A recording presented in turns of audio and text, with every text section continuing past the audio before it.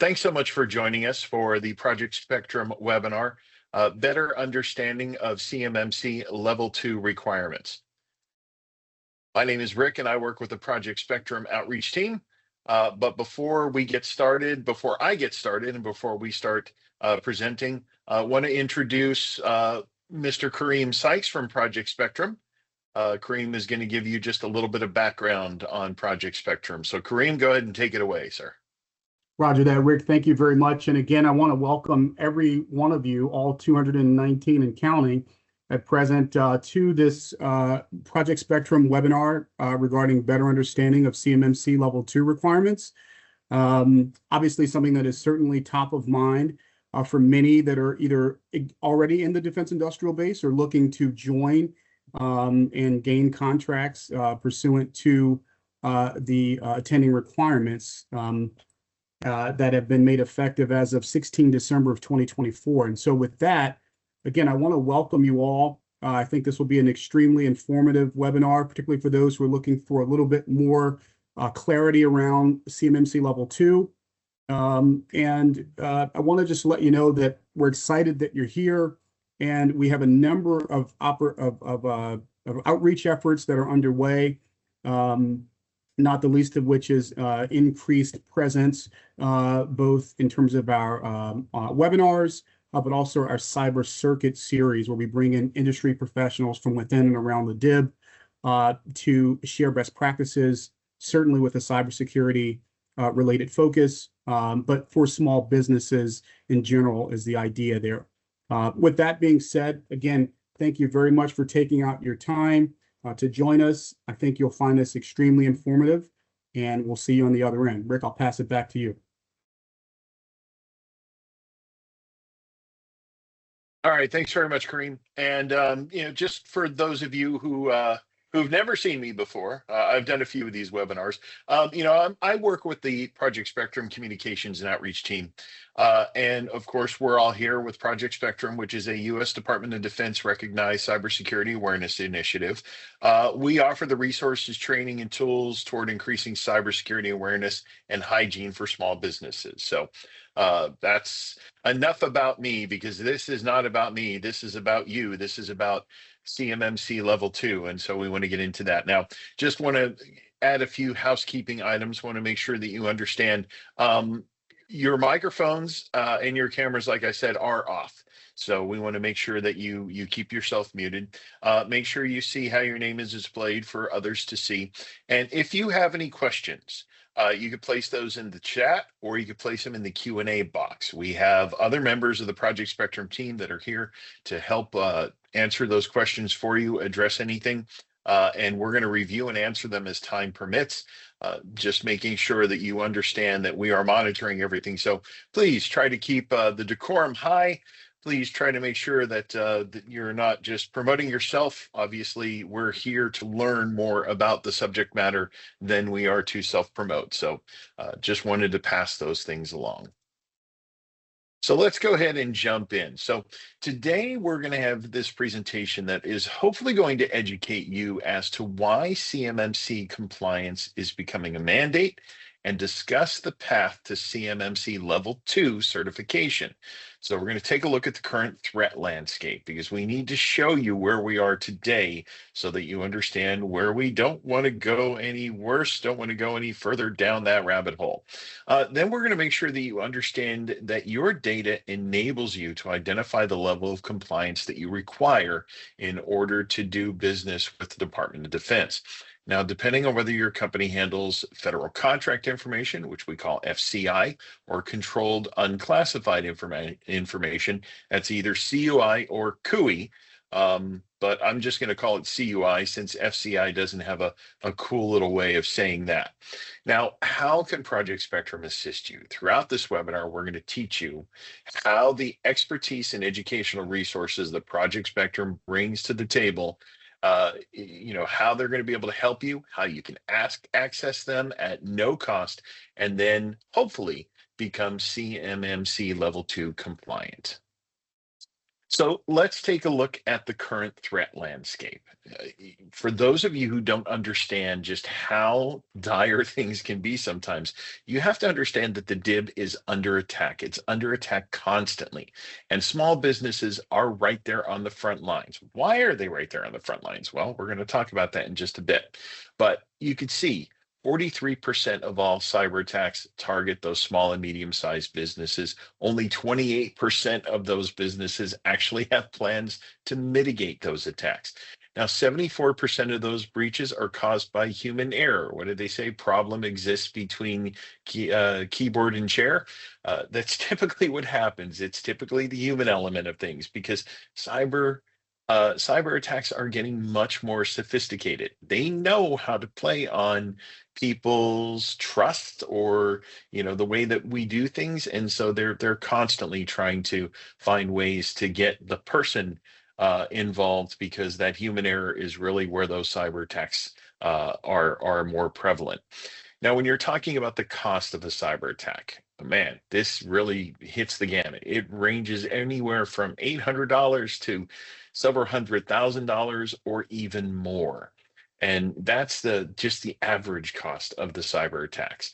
And then when you're talking about the number of small and medium-sized businesses that have the proper insurance coverage, because if you think that your regular business insurance is going to cover you for a cyber attack, I hate to say you're in for a very rude awakening. You really need that specialized cyber insurance, and that is not necessarily easy to get, but it's something that you need to have if you want to protect yourself. So then you sit there and say, okay, so why exactly are those small and medium-sized businesses targeted? Well, obviously they have access to intellectual property. Look, we have known for years that the innovation that the DIB needs to move ahead and make sure that we are protecting our war fighters and protecting our military and protecting our nation lies in the innovation in small businesses. You've got that intellectual property, and there are threat actors that want that intellectual property. You also have access to sensitive government information. As you join the supply chain, you start to get access to everything from contract information to information from large defense contractors and everything in between. So again, you have the interconnection with the defense contractors, the larger contractors. As you get into their systems, suddenly you become a liability if you can be a backdoor for a threat actor. Then you've got access to the supply chain. Again, you're going right up into the defense supply chain, right up to the Department of Defense. And again, you can become a gateway unless you're protected. And then we've got political and ideological motivation. The United States is constantly under attack. We are the nation that everybody wants to make an example of, and so that's why they're hitting everything from federal agencies to small businesses, and really they're trying to get into our data, they're trying to get into our systems, and they're trying to cause harm because that's what's going to weaken national defense. So let's take a moment to understand a little bit more about FCI and CUI. So when you're looking at the definition from the FAR clause and the DFAR clause, federal contract information is sensitive, but it is not classified. It's information that's provided by or generated for the government under a contract. Then you've got controlled unclassified information. That's a broad category of sensitive information, and it's still unclassified, but it requires safeguarding and the dissemination of security requirements pursuant to federal laws, regulations, and policies.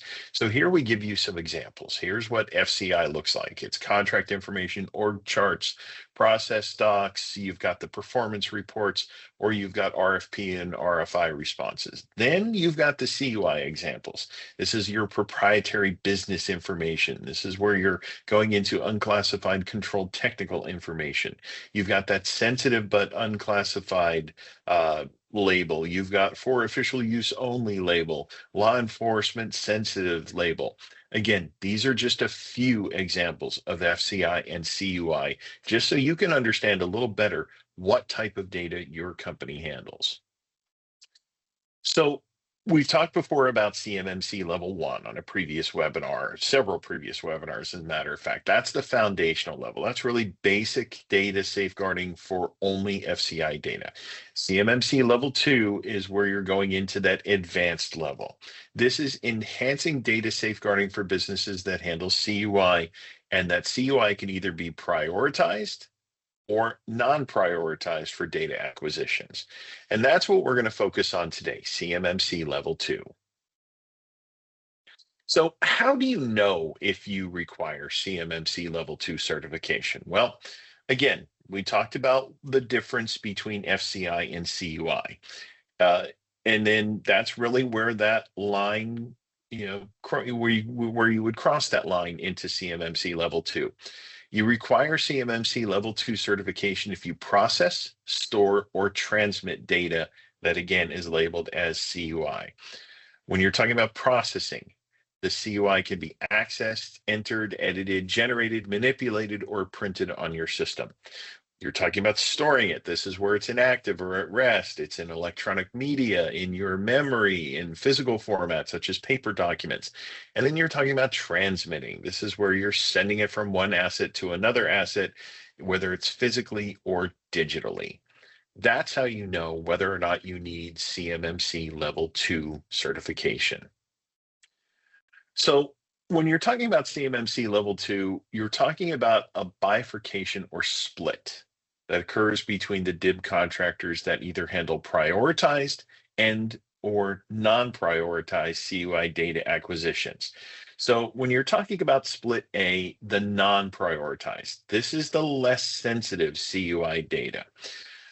Those DIB contractors at CMMC Level 2, they basically have to do annual self-assessments. And this can provide a financial savings because you only have to be self-assessed. You don't need a third-party assessor. And you can use Project Spectrum's assessment tools, training, and cyber advisory preparedness services to help you get there. CMMC certification is not required or issued. Again, this is you're utilizing Project Spectrum's assets, and then you're taking that score, you're uploading it to the Supplier Performance Risk System, which is also known as SPRS, and then you are showing that you are CMMC Level 2 compliant. If you are a DIB contractor that handles prioritized or sensitive CUI data acquisitions, this is where you have to have that every 3-year assessment that must be performed by CMMC certified third-party assessors. Now, again, you can still have that financial savings by using Project Spectrum's no cost to you assessment tools, training, and cyber advisory services. Then your assessment must be submitted to the CMMC Enterprise Mission Assurance Support Services System, also known as EMAS. And that's when you bring in the third-party assessor that, again, has to be certified by the CMMC Advisory Board.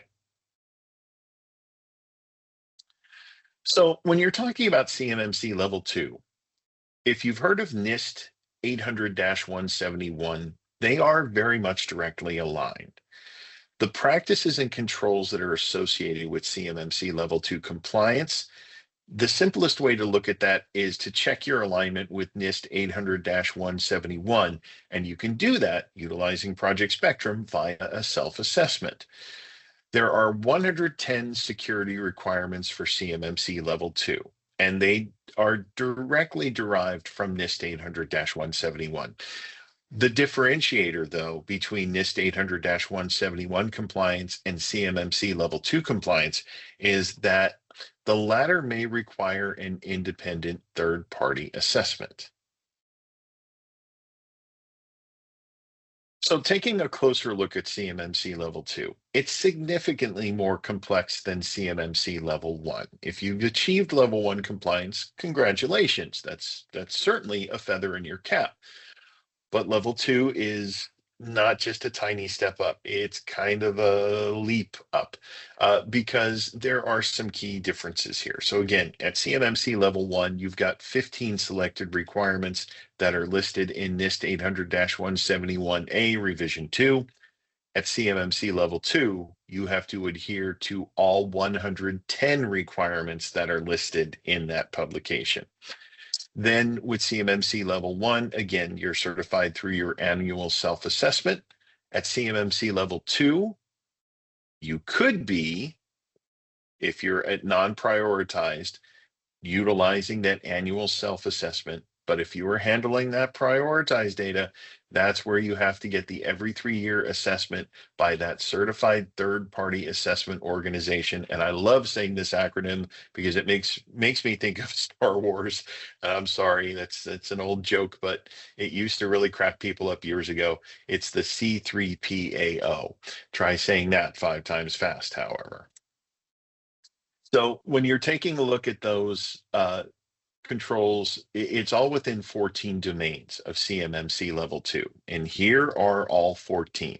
You've got access control, you've got awareness and training, audit and accountability, configuration management, identification and authentication, incident response, maintenance, media protection, personnel security, physical protection, risk assessment, security assessment, system and communication protection, and system and information integrity. And we're going to go into each of these just to give you a little more information, a little deeper dive. But these are the 14 domains where those 110 controls live. So when you're talking about access control, the access control family of requirements must be in place to identify and properly limit access privileges. Now, this strictly defines what users can access what data on what system. There are 22 specific requirements within the access control family.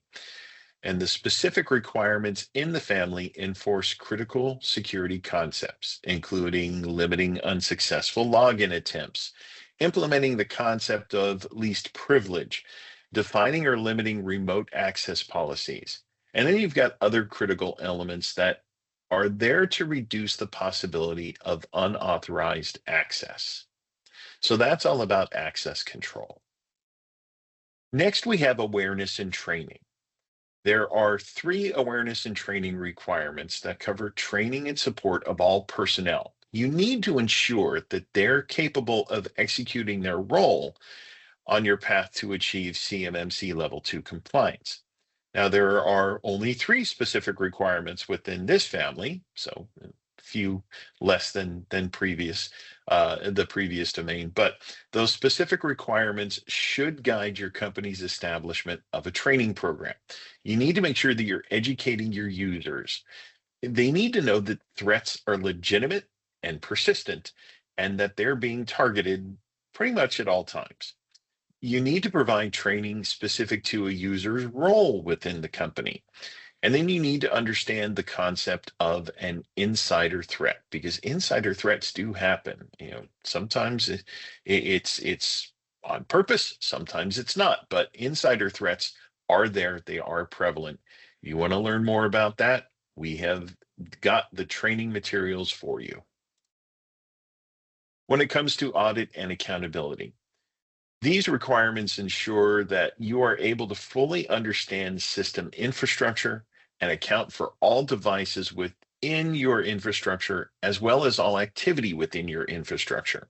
Now, there are 9 specific requirements within this domain, and they ensure that the audit functions are in place, those audit functions are protected, and they're only accessible to authorized users. You need to make sure that you can create an understandable and auditable system log. And then you need to ensure that your individual user actions are all identified. And you need to protect those audit logging tools and the information that it produces, that they produce, and then limit access to those tools to only a small set of authorized users. You don't want everyone to have access to your logs. You don't want everyone to have access to the tools that audit those logs. You want to make sure that you're keeping that circle very small within your organization. The next domain is configuration management. Now, this this ensures that any changes that are made to your environment are properly tracked and managed. You're really looking at 9 specific requirements here, and they're there to establish and maintain your system's configuration settings and inventories. You want to make sure that you're tracking and reviewing all configuration settings. You're analyzing the impact of any changes prior to implementation, and you're controlling and monitoring any user installed software. User installed software. I mean, this is something that I've heard over the years with Project Spectrum. If you give somebody the ability to add any software that they want to, it's not going to go well.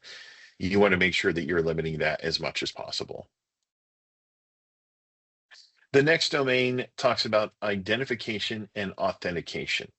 Now, these requirements are in place to make sure that no one gains unauthorized systems access. You want to make sure you're protecting access to your systems. There are 11 specific requirements in this family, and they're there to guarantee that only authorized and authenticated users can get access to your systems. Now, this involves everything from implementing multi-factor authentication. Yes, we do hate the fact that we have to keep pulling up that MFA. We have to get that token. We have to utilize the authenticator. We have to get a text message. But think of the alternative. It is a pain sometimes, especially if you're changing passwords and you have to do it on multiple devices. But guess what? It is good because you're making sure that your system is safe and nobody else is going to be able to just jump in there. You're also going to enforce minimum password complexity standards and prohibit reuse. The big joke was always you don't want to make your password. You don't want to make it 1, 2, 3, 4, 5.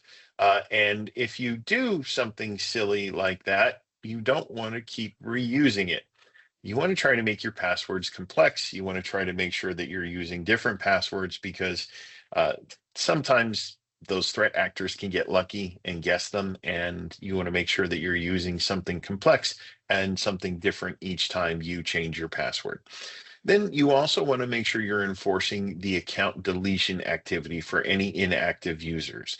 Inactive users are something within a system that can really cause a lot of problems because their information isn't going to change. Nobody's going to update those passwords. Nobody is going to change any of that information. So making sure that those accounts end up deleted, that's going to help your system integrity because again, threat actors, very resourceful folks, and they will just keep guessing and guessing and guessing until finally they get something right.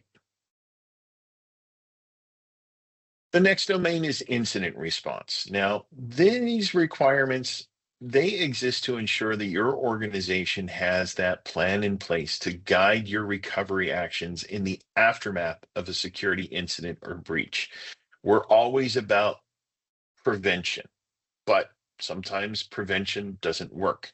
That's when you need to go into remediation. And this is where incident response comes in.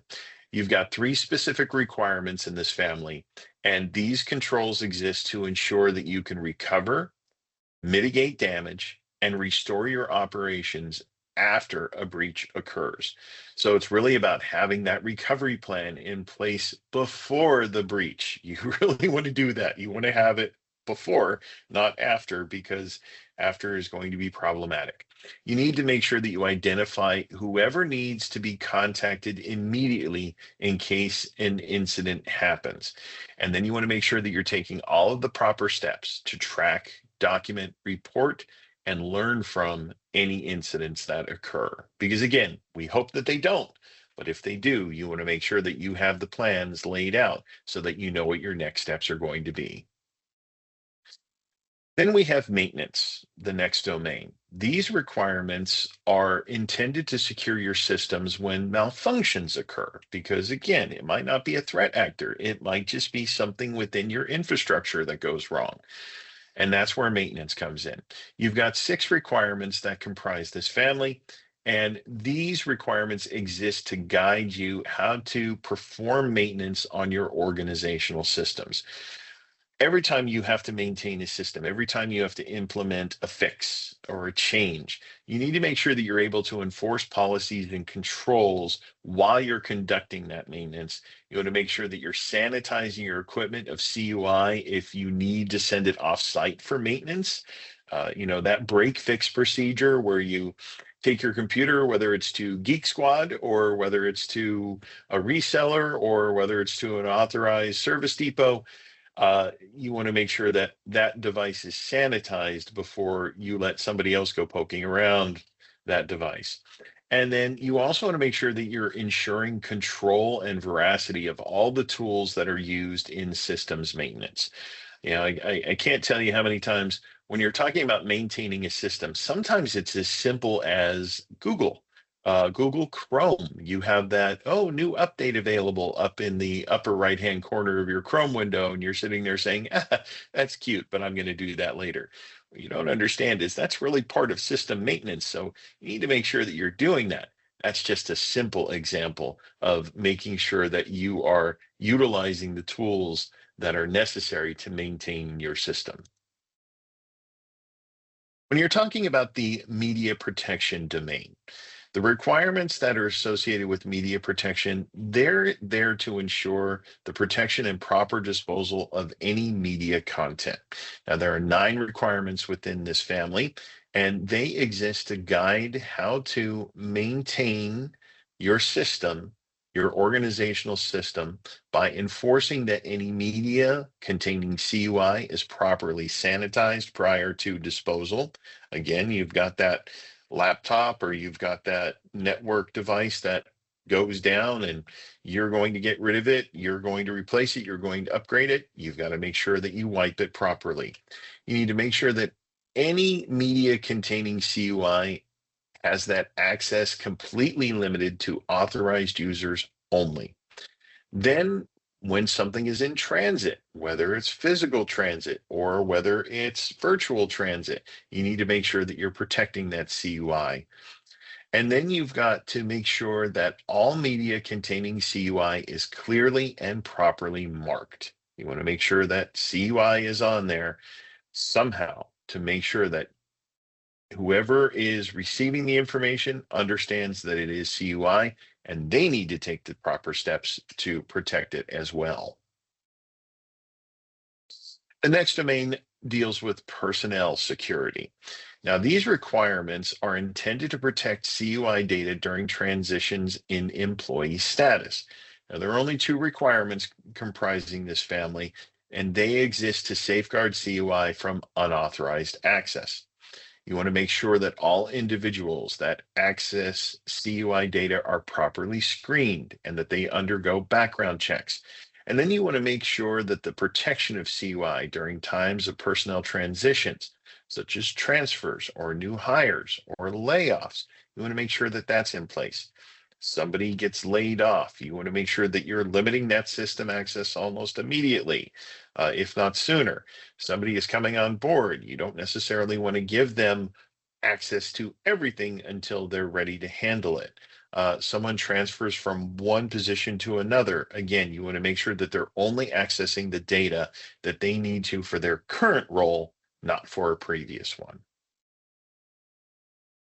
Now, when it comes to physical protection, these requirements are there to ensure that the physical infrastructure of the enterprise is protected. There are 6 requirements comprising this family, and they govern physical access policies to your organizational systems. You want to make sure that you're protecting and monitoring the physical facility. You want to make sure that you're ensuring all visitors are escorted, and you want to maintain and protect all physical access logs. Physical protection is one of those domains I can remember from years ago where there were so many things about physical protection that I didn't know about an organization. And think about where your organization is. Do you have a loading dock? Is that loading dock monitored? Do people have to badge in and badge out from the loading dock? You get packages there all the time. You get people who walk in, I'm going to deliver this to somebody. Think about the side exits, the ones that people don't necessarily use all the time, but every now and then they sneak outside, not on a day like today when there's a polar vortex and it's minus 50 degrees, or so it feels. But on a day when it's nice and sunny, you want to go outside and you want to have your lunch, or you want to go outside and partake in, you have your smoke break. You always want to make sure that those doors are properly monitored. You're not letting anybody piggyback in those doors, even if it's the front door. We were always taught, be polite, hold the door open for somebody. Not if it's a badged facility. That's piggybacking, and you don't want that to happen. The next domain is risk assessment. Now, risk assessment requirements, these ensure understanding of all elements within the enterprise, their value, and the criticality of their protection. Now, there are three requirements comprising this family, and they govern physical access policies to organizational systems. You want to make sure that there is a process in place to evaluate the importance of and loss risk associated with all elements of your organizational systems. You want to regularly scan your organizational systems and applications for any vulnerabilities. Remember what I was talking about before with Google Chrome and doing that update. That's one of those things too. Having an out of date web browser is something that could be a vulnerability. And then you want to make sure you're remediating any of those identified vulnerabilities, because again, they're out there. They could be something simple, but you don't want them to be. Then you've got the security assessment domain. Now, these are requirements that define the ability of an organization to develop a cohesive system security plan and related mechanisms. The system security plan, the SSP, that is a big acronym when it comes to cybersecurity. You've got four requirements within this family, and they govern the security controls associated with your organizational systems. You need to regularly assess the system security controls, make sure that they're continuing to be effective. Then you need to develop and implement plans of action to reduce or eliminate system vulnerabilities. These are all big things to make sure that you're doing. The system and communication protection domain. These requirements govern and clarify system security policies for both internal and external communications. You've got 16 requirements here. This is one of those big domain families, and they are here to make sure that you monitor and protect communications at external boundaries and key internal boundaries, because we don't think about that often. We think about the external communication, but not the internal communication. So you want to make sure that the network edges are protected and properly engineered and configured so that they're denying any unauthorized access. You want to properly define those internal boundaries that separate user functions and access level, because again, not every employee of your organization should have access to everything at all times. Then you want to make sure that you're implementing that cryptographic protection to protect any data in transit. You scramble that and make sure that nobody else has the key, and that will help protect it. And our cyber advisors can give you a lot of great advice on that. The next domain, we've got system and information integrity. Now, these are requirements that are associated. They aim to identify and mitigate potential security flaws while monitoring your network. We've got 7 requirements within this family, and they are there to make sure that you monitor your systems for possible security flaws and then establish any mitigation processes. You want to make sure that you're identifying and reporting and correcting any system flaws in a timely manner. You want to make sure that you're protecting against any type of malicious code. And then you also want to constantly monitor your system for alerts or suspicious activity and make sure that you're taking immediate corrective action. You don't want to take a pause on that. Believe me, it's something that has to happen quickly, and happen regularly. So where does Project Spectrum fit in with all of this? Well, again, as a Project Spectrum user, you are getting access, no cost access, no cost to you whatsoever, to our 24 online CMMC Level 2 courses. They cover all 14 of the requirement families and their associated requirements. I've gone through this with a pretty broad brush. I've given the pretty high level overview just to give you an idea of what it is that you need to do. This is where you can dig in deeper. Our online CMMC Level 2 courses, they take those deeper dives and give you all of that information. You also get access to CUI for contractors. That's another course. Plan of Action and Milestones, or POAMs, another course. Introduction to a System Security Plan, the SSP that I was talking about before, and many others. Remember, Project Spectrum has these courses available to you online, no cost to you, whenever and wherever you want to utilize them.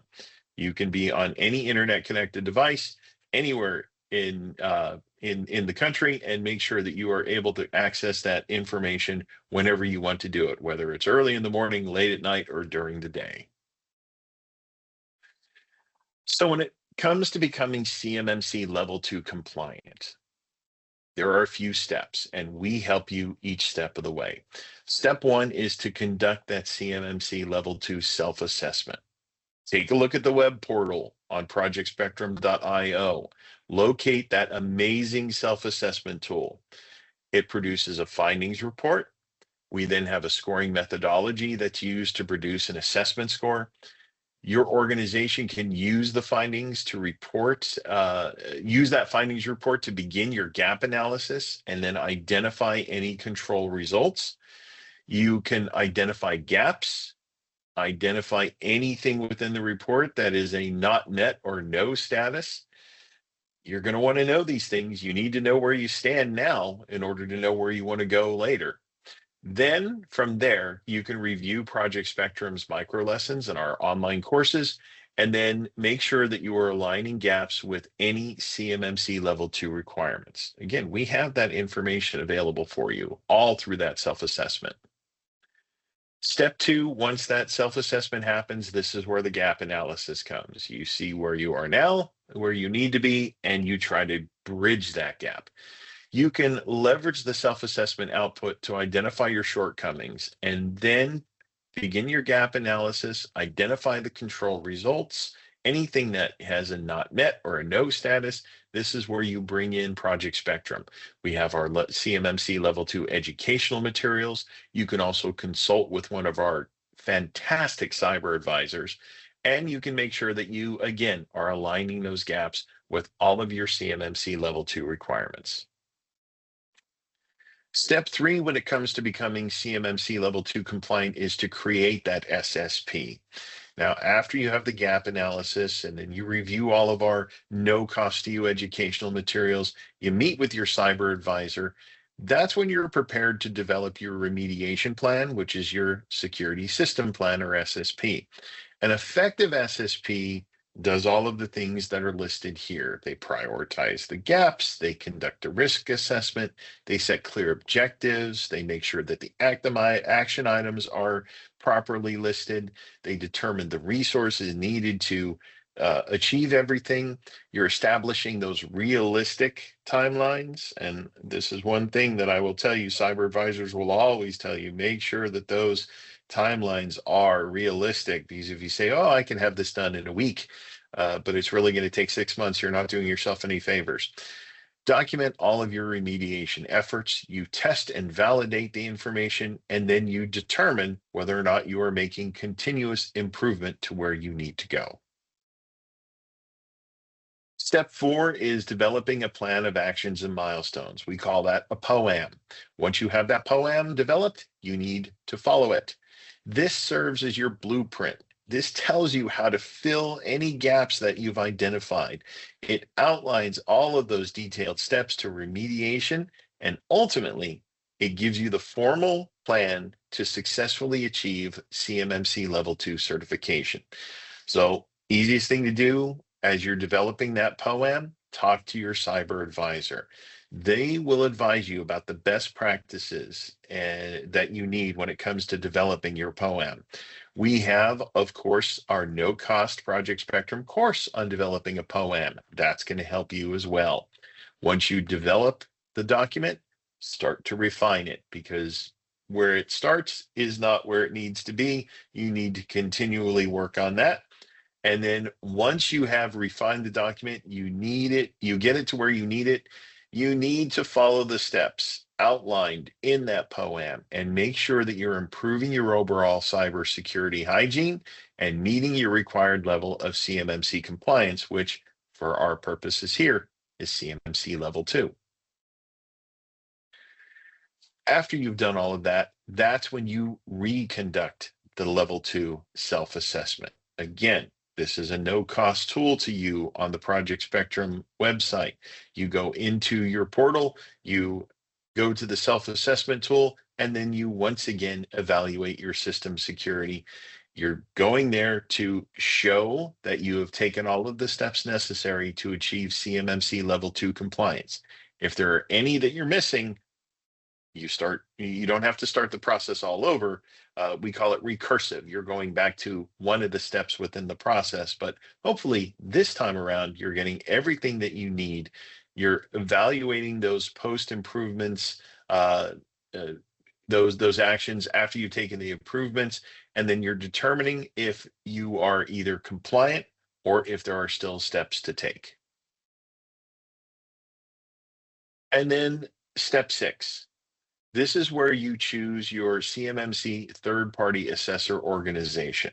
And again, this is only for split B, the ones who handle prioritized CUI only. If it's non-prioritized, if you're only handling non-prioritized, you are fine with the self-assessment.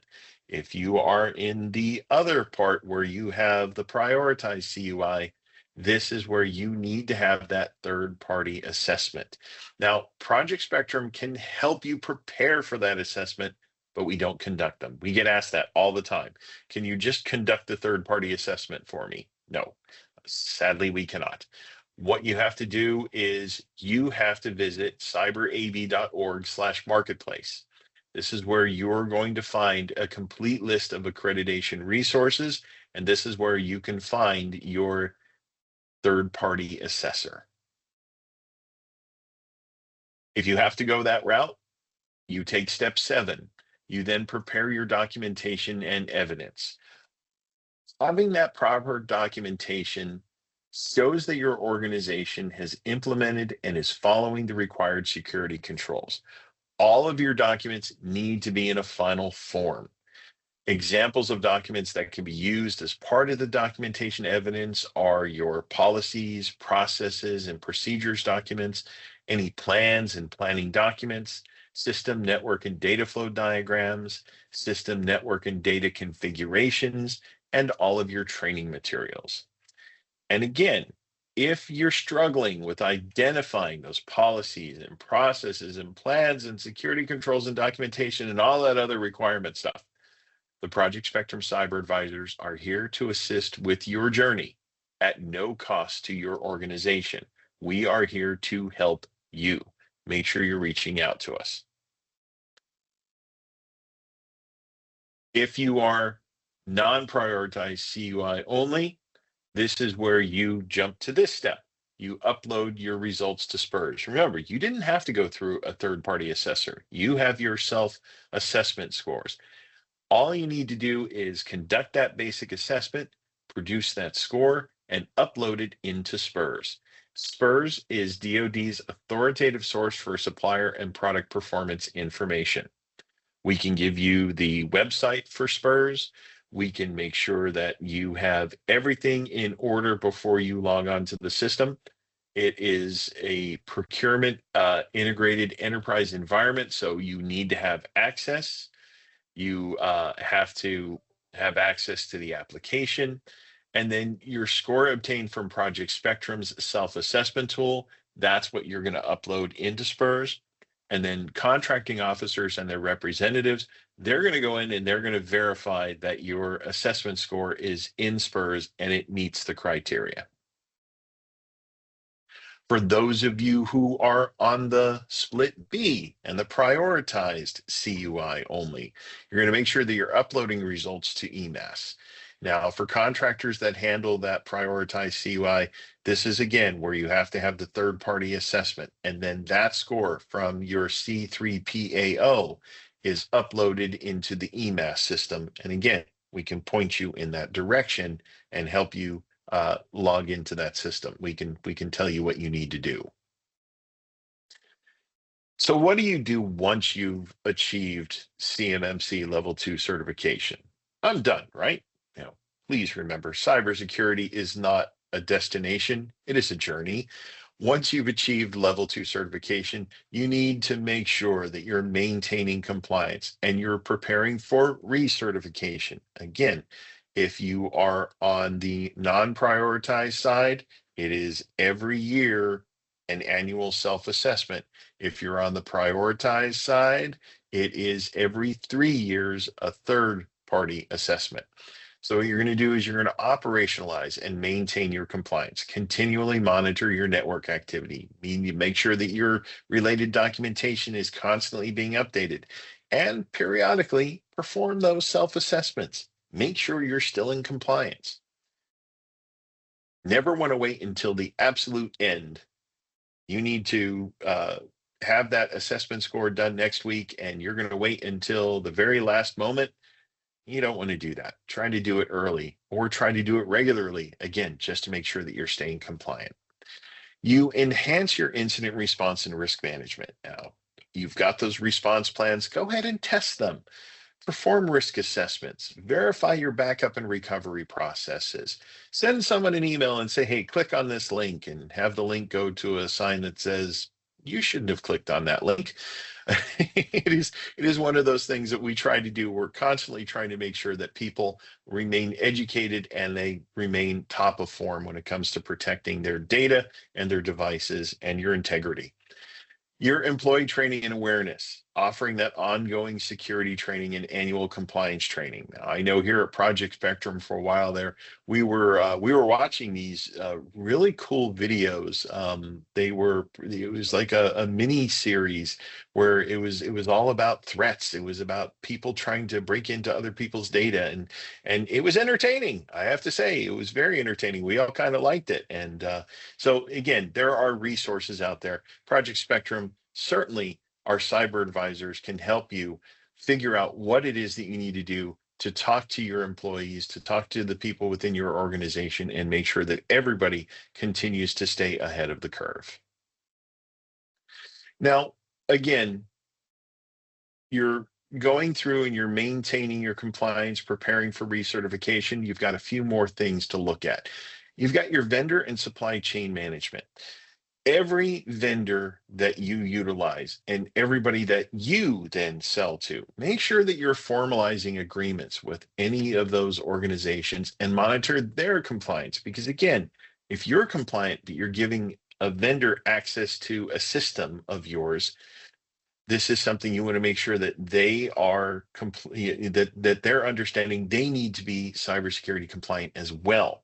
And same thing as you're going into other systems. Again, if you're going up to a prime contractor because you're a subcontractor and you're going to have access to their systems, you want to make sure that their systems are secure. You want to make sure that you're, again, preparing for recertification. Take all the documentation that you have, make sure you keep it in a safe place.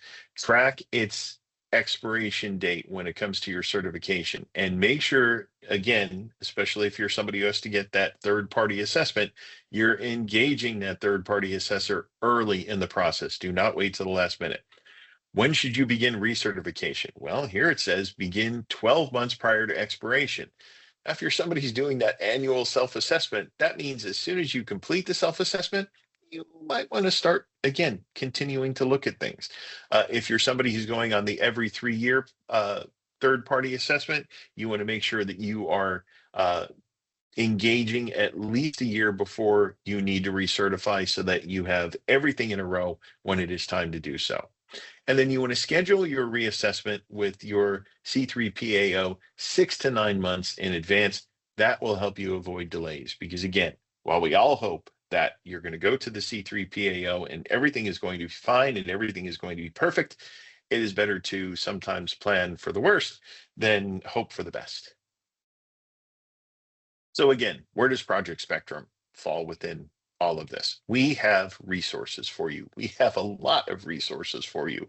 We have all of the assessment tools. We have all of the artifacts. We have the advisory services. Again, everything from your helping you develop that SSP template, helping you develop that POAM, one-on-one cyber advisory services. We've got our self-assessments. We've got our cyber readiness dashboard, the SPUR score generation and uploads, remediation plan template. We have our training and education. We've got blogs. We've got news items. We've got briefings like this. And I've been told to let you know that our webinars, we're going to be holding these monthly now. So be sure to tune in and find out when the next one is going to happen, because we're going to have these monthly webinars where, again, we're bringing you this information, making sure that you understand what it is that you need to do as you're going along your cybersecurity compliance journey.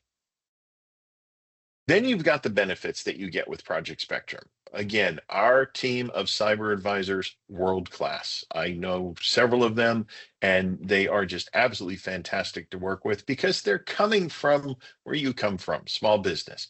They speak your language. They understand the challenges that you have, and they can help you as you're going through your journey. Then you've got your expert cybersecurity practitioners. They have proven government and industry experience. We have those within Project Spectrum. Again, they are here to help. We are sponsored and endorsed by DoD OSBP. They are the ones who have said, if you are looking to get cyber compliant, to be part of the defense industrial base, Project Spectrum is the resource to use.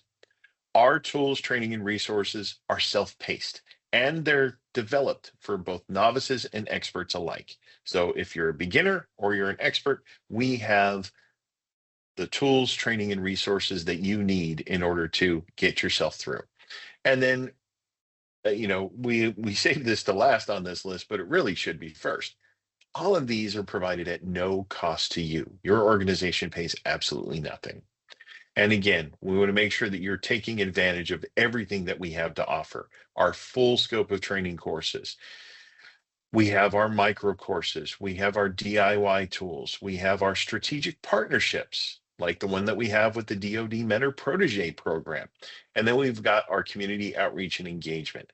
All of this is always happening to make sure that you get the very best resources to help you along your cybersecurity compliance journey. And then we've got our informative videos, and these are videos that we have been, we've been building this library for a while, and we continue to add to it. The informative videos area of the site really features those short informative videos. And again, they're meant to be brief. They're meant to hold your attention, but they cover those foundational cybersecurity practices in a matter of minutes. So if you're somebody who doesn't quite understand the vulnerabilities that manufacturing equipment can offer to your organization, because you've got those tools, you've got those automated tools, you've got those computers, you've got those machines that are all connected, and you don't realize just how vulnerable you can be. We've talked to folks within the manufacturing extension partnership where they've said, oh my goodness, you don't really understand that, I'm using software from 10 years ago because the software still works, but what kind of vulnerability is that on a system? So we've got videos that really talk about that stuff. So along with manufacturing vulnerabilities, we've got the cybersecurity kill chain. Almost sounds like it should be, a horror flick. And actually, it probably could be, depending on where you are in the DIB. You've got strategies of readiness, you've got industry forecasting, and you've got identifying data types. These are just a few of the ones that you can find there. And then we've also got our virtual help desk. Our new virtual help desk gives you another way to reach out to our expert team of cyber advisors. All you have to do is see that little orange question mark in the bottom right-hand corner of our website. You click on that, and then that will pop up a place where you can type in information, and it will connect you with one of our cyber advisors. So make sure you're using that virtual help desk whenever you need it.